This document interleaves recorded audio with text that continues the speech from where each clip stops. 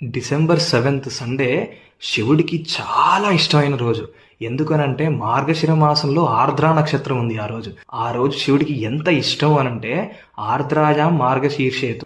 మార్గశిర మాసంలో ఆర్ద్రా నక్షత్రం ఉన్న రోజు పశ్యేన్ మాం ఉమాసఖం, నన్ను అమ్మవారితో కలిపి ఎవడైతే దర్శనం చేస్తాడో, మత్తేరమపివా లింగం, లేదా శివలింగాన్ని ఎవడైతే ఒక్కసారి చూసి దర్శనం చేసుకుంటాడో, స గుహాదపి మే ప్రియ, వాడు నాకు సుబ్రహ్మణ్య స్వామి కంటే ఎక్కువ ఇష్టడవుతాడు. శివుడికి చాలా ఇష్టమైన వారు ఎవరు అనంటే కుమారస్వామి. ఎందుకనంటే శివుడి కొడుకు కదా.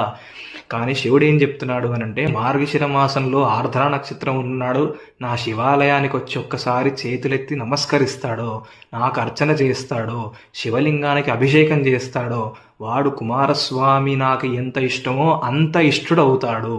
అంటే ఆ రోజు మనం చేసే శివ పూజకి ఫలితం ఇంత అంత అని చెప్పే వీలు మనకు ఉండదు. అంత అద్భుతమైన రోజు, అంత పవర్ఫుల్ రోజు ఆ రోజు. అందుకనే తప్పకుండా రేపు సండే డిసెంబర్ 7th రోజు కనీసం శివాలయానికి వెళ్ళి ఒక్కసారి చేతులెత్తి నమస్కరించి దర్శనం చేసుకునైనా రండి, కుదిరితే అభిషేకం చేసుకొని రండి.